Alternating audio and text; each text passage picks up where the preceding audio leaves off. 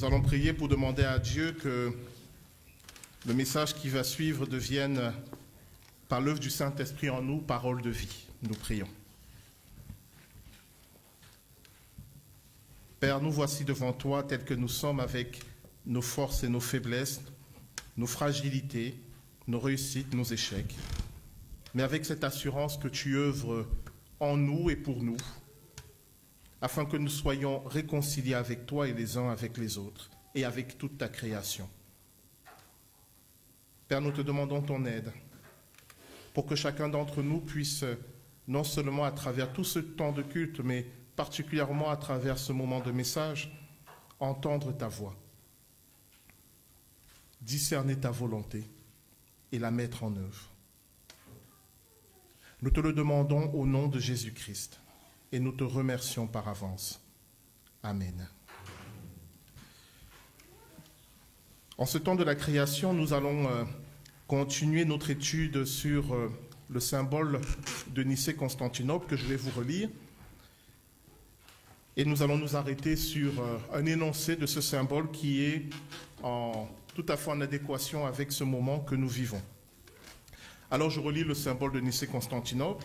Et je rappelle que jusqu'à peu près au mois de février, on va prendre chacun des énoncés, on va voir en quoi cet énoncé est important pour la foi chrétienne. Je crois en un seul Dieu, le Père Tout-Puissant, Créateur du ciel et de la terre, de l'univers visible et invisible. Je crois en un seul Seigneur, Jésus-Christ, le Fils unique de Dieu, né du Père avant tous les siècles. Il est Dieu, né de Dieu, lumière, né de la lumière, vrai Dieu, né du vrai Dieu, engendré, non pas créé, consubstantiel au Père, et par lui, tout a été fait. Pour nous les hommes et pour notre salut, il descendit du ciel. Par l'Esprit Saint, il a pris chair de la Vierge Marie et s'est fait homme. Crucifié pour nous sous Ponce Pilate, il souffrit sa passion et fut mis au tombeau. Il ressuscita le 3e jour, conformément aux Écritures. Et il monta au ciel. Il est assis à la droite du Père. Il reviendra dans la gloire pour juger les vivants et les morts. Et son règne n'aura pas de fin. Je crois en l'Esprit Saint, qui est Seigneur et qui donne la vie. Il procède du Père et du Fils. Avec le Père et le Fils, il reçoit même adoration et même gloire. Il a parlé par les prophètes. Je crois en l'Église, une, sainte, catholique et apostolique. Je reconnais un seul baptême pour le pardon des péchés. J'attends la résurrection des morts et la vie du monde à venir. Amen. Dimanche, il y a 2 dimanches, on avait interrogé cet énoncé qu'on va retrouver tout au long de cette confession qui est « je crois ». Et on avait vu que le terme « croire » dans la Bible renvoie à une relation de confiance. Et que sans cette relation de confiance, il nous est impossible d'avoir une relation avec Dieu, il nous est impossible de recevoir ce que Dieu a prévu pour nous et il nous est impossible de ressembler à Dieu. La foi dans la Bible n'est pas une adhésion à un énoncé intellectuel, mais c'est une relation avec un Dieu vivant, un Dieu d'amour, une relation qui s'entretient et qui se déploie. Dire « je crois », cela veut dire « je suis en relation ». Et donc, il n'y a pas la foi s'il n'y a pas relation. Et aujourd'hui, l'énoncé qui va nous intéresser, c'est Créateur du ciel et de la terre. Et dimanche prochain, on verra de l'univers visible et invisible. Dieu, créateur du ciel et de la terre. Ça a l'air de rien, mais c'est fondamental. Et j'aimerais ce matin un peu vous interpeller sur certaines notions, des notions qu'on va aborder, mais qu'on va développer au mois de janvier 2026, lorsqu'on va parler de la Trinité. Donc, s'il y a des choses, je vais très vite, ne vous inquiétez pas, lorsqu'on parlera de la Trinité, on abordera ces choses encore plus en profondeur. Aujourd'hui, on va juste les survoler, en tout cas montrer en quoi elles sont importantes. Je vais utiliser la même méthode que la dernière fois, c'est regarder où dans la Bible le mot « créer » apparaît pour la première fois. Et ça, c'est très simple.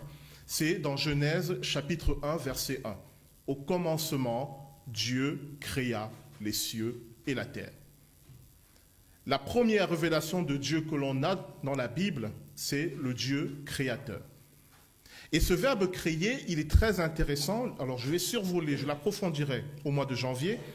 C'est un terme en hébreu qui est utilisé uniquement pour Dieu, parce qu'il signifie créer à partir de rien.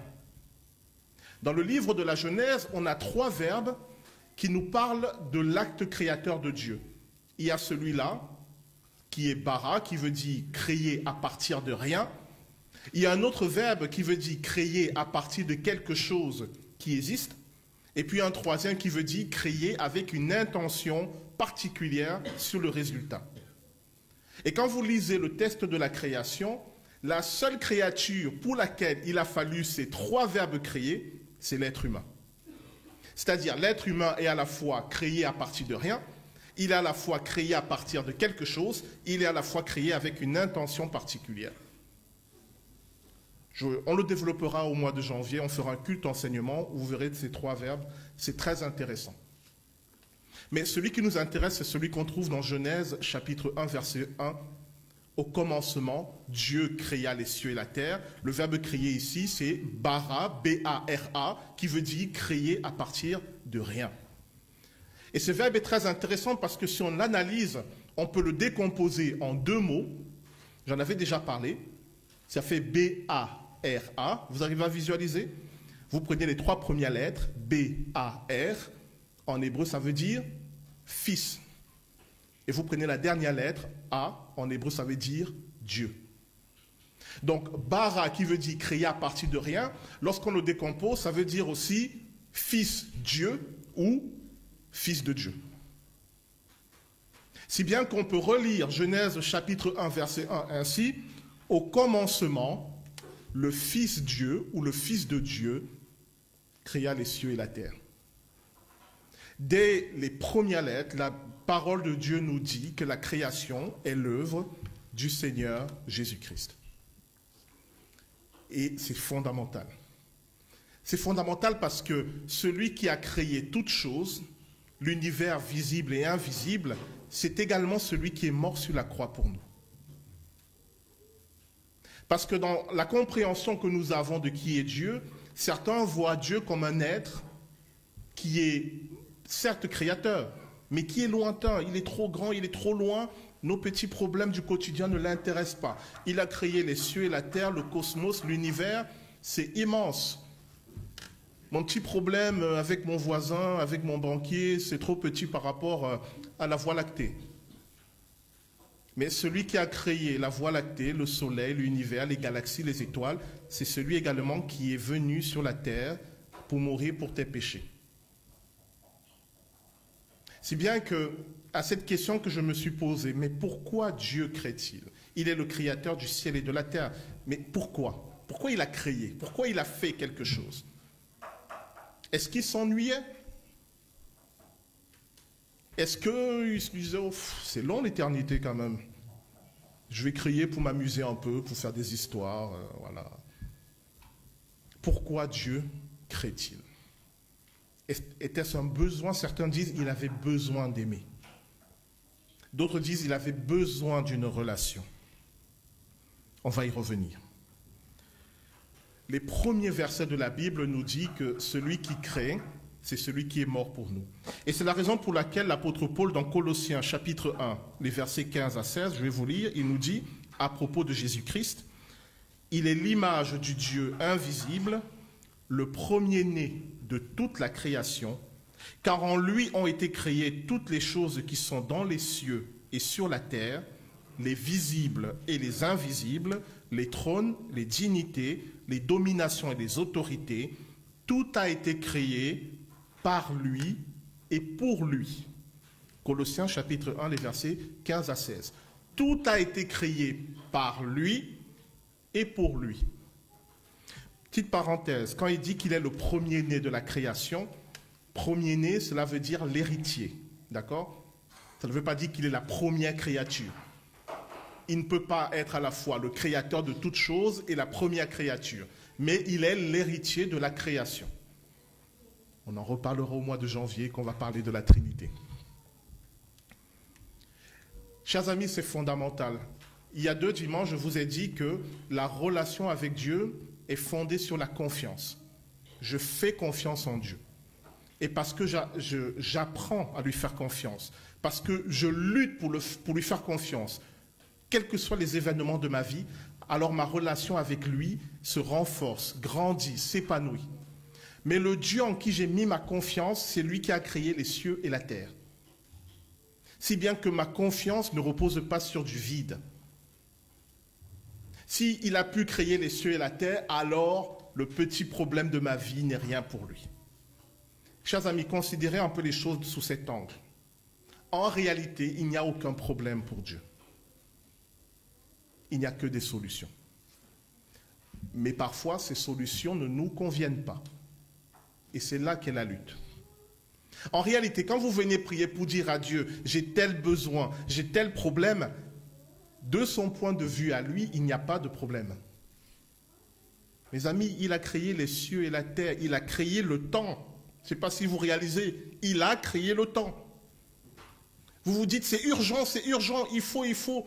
Il a créé le temps. Pour lui, il n'y a pas d'urgence.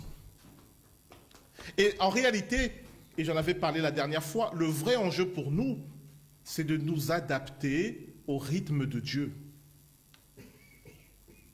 Quels que soient les événements que je vis, et je ne nie pas que certains événements peuvent être oppressants, angoissants, urgents, mais ça c'est de notre point de vue à nous. Le vrai combat, c'est de sortir de notre point de vue pour entrer dans celui de Dieu. Seigneur, comment toi tu comprends ce que je vis? On m'a viré de mon boulot, je ne sais pas comment je vais manger demain, j'ai vraiment peur, je ne sais pas quoi faire, mais toi Seigneur, comment toi tu vois ce qui m'arrive? Comment toi tu le comprends? Et aide-moi à m'adapter à ta manière de voir. Parce que toi tu vois déjà, non pas un problème que je suis en train de vivre, mais quelque chose que tu as déjà préparé pour moi. Ça c'est le regard de la foi. Je lui fais confiance, même si c'est angoissant pour moi. Et je ne dis pas que c'est facile, mais je dis que essayez de décentrer votre regard, de ne plus regarder à ce qui vous effraie, à ce qui vous angoisse, mais de regarder à celui qui a créé les cieux et la terre et le temps. C'est lui en qui nous avons confiance. Quand je dis « je crois en Dieu, créateur du ciel et de la terre », c'est ça que je dis. Bien sûr, je dis aussi que ce qui existe n'est pas le fruit du hasard, ça c'est évident. Bien sûr, je ne crois pas que nous soyons là parce qu'il y a eu un enchaînement de probabilités, de hasard qui a fait que nous atterrissons là. Mais ce n'est pas le plus important que je dis. Ce que je dis de plus important, c'est que je fais confiance à celui qui a tout créé. Mais pourquoi? Pourquoi il l'a fait? On va terminer avec cette partie. Pourquoi Dieu crée fondamentalement? Je ne crois pas qu'il a créé par ennui, par manque d'amour ou par manque de relation. Chaque fois que vous pensez Dieu en termes de manque, vous pouvez être sûr que c'est faux. Parce que s'il est Dieu, s'il est vraiment Dieu, il ne lui manque rien. Car c'est la définition même de Dieu. Dieu est l'être qui est parfait, complet, il ne lui manque rien. Il ne lui manque pas d'amour, il ne lui manque pas de relation. Dès qu'il y a un manque en Dieu, il cesse d'être Dieu. Vous me suivez? Alors c'est vrai qu'il y a 2 dimanches, je vous avais dit que la seule chose que Dieu n'a pas, et la seule chose qu'on peut lui offrir, c'est notre confiance. Oui, mais ça c'est après la création. Avant la création, il ne lui manque rien. Petite parenthèse, en créant, Dieu prend un risque. Il prend le risque d'être rejeté par la créature qui a son libre arbitre et qui peut choisir de lui faire confiance ou choisir de le rejeter. Donc l'acte créateur est un risque que Dieu prend. Il prend le risque de ne pas être aimé. Mais ça, c'est une fois qu'il a créé. Et la question que nous nous posons, enfin la question que je me pose, je ne sais pas si cette question vous intéresse, mais pourquoi Dieu crée-t-il? Ce n'est pas par manque d'amour, ce n'est pas par un besoin de relation. Si l'humanité cesse d'exister, Dieu restera Dieu, qui il est. La seule réponse logique qui m'est venue, c'est Dieu crée parce qu'il est créateur. Et là, vous êtes émerveillés par la fulgurance de cette pensée.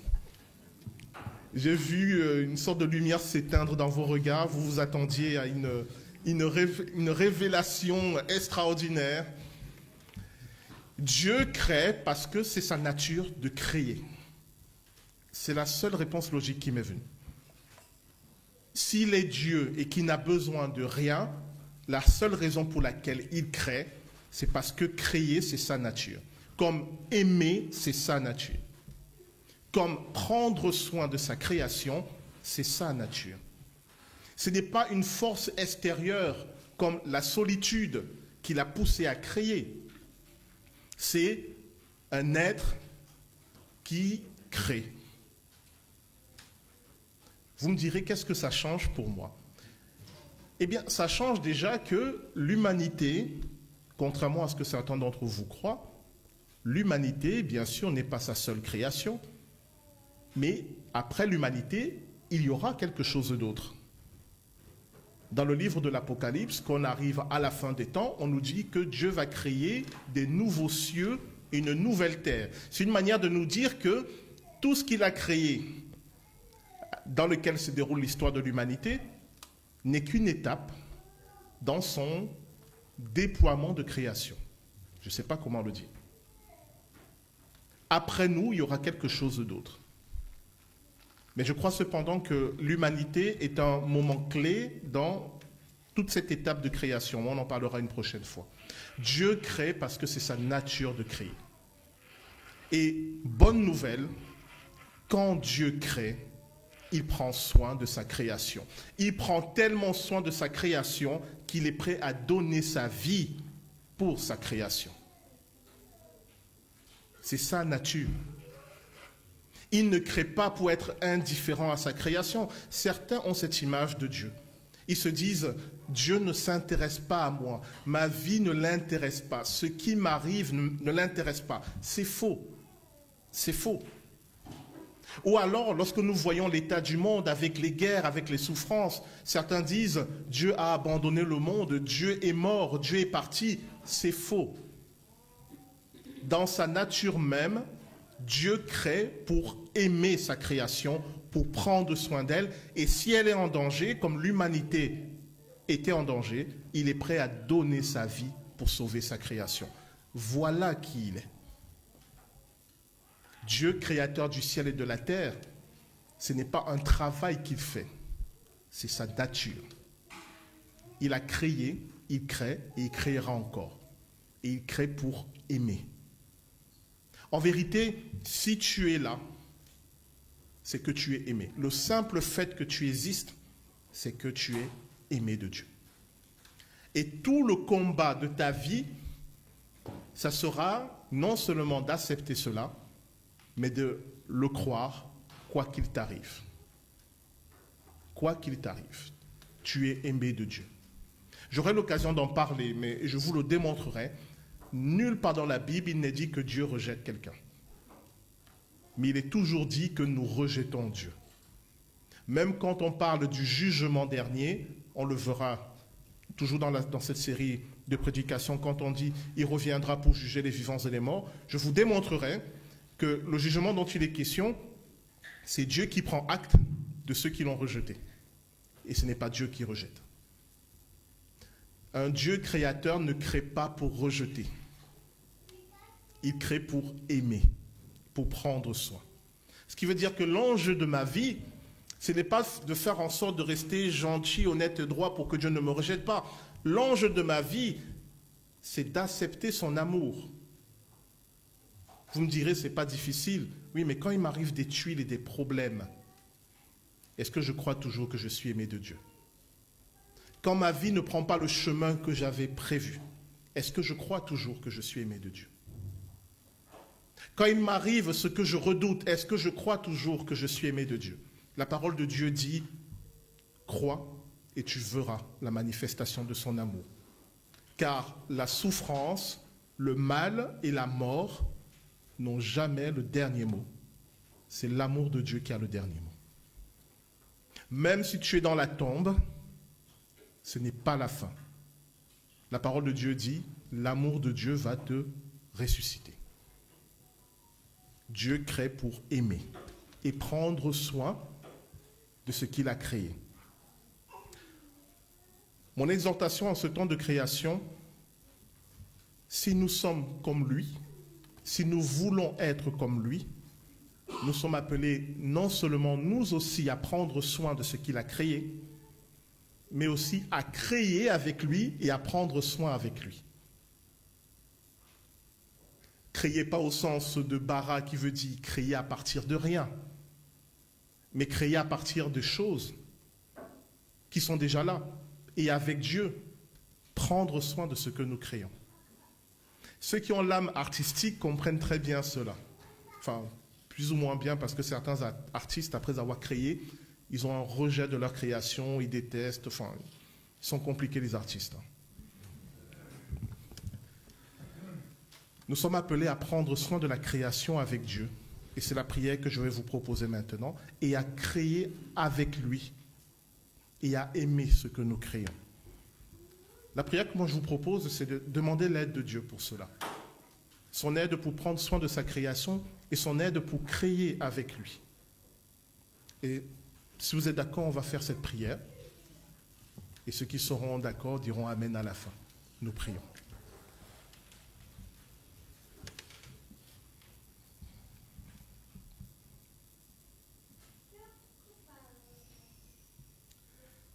Dieu notre Père, tu es créateur, car par Jésus-Christ, tu as créé toutes choses. Par Jésus-Christ, tu as aimé toutes choses. Par Jésus-Christ, tu as donné ta vie pour toutes choses. Et en Jésus-Christ, toutes choses subsistent. Nous voulons, Seigneur, prendre soin de ta création et l'aimer comme toi tu l'aimes. Dans cette création, il y a les autres êtres humains, mais pas que. Il y a tout ce qui vient de toi, tout ce que tu as créé. Qui pour nous sont des choses évidentes que nous voyons tous les jours. Mais nous ne nous arrêtons pas pour méditer sur un brin d'herbe, une fleur, un oiseau, et réaliser que c'est là l'œuvre, ton œuvre, l'œuvre pour laquelle tu donnes ta vie. Père, aide-nous, parce que parfois, même si nous avons la bonne volonté, nous avons du mal à discerner ce que nous pouvons faire, ce que nous devons changer. Aide-nous à prendre soin de cette création et aide-nous à créer avec toi. Je sais que la tentation du serpent était de dire que nous serons des dieux, mais nous refusons, Seigneur, cette tentation. Nous ne voulons pas être des dieux. Nous voulons être en Dieu, en toi, et participer à ton œuvre. Alors Père, apprends-nous à créer avec toi et apprends-nous à prendre soin de ce que nous avons créé avec toi.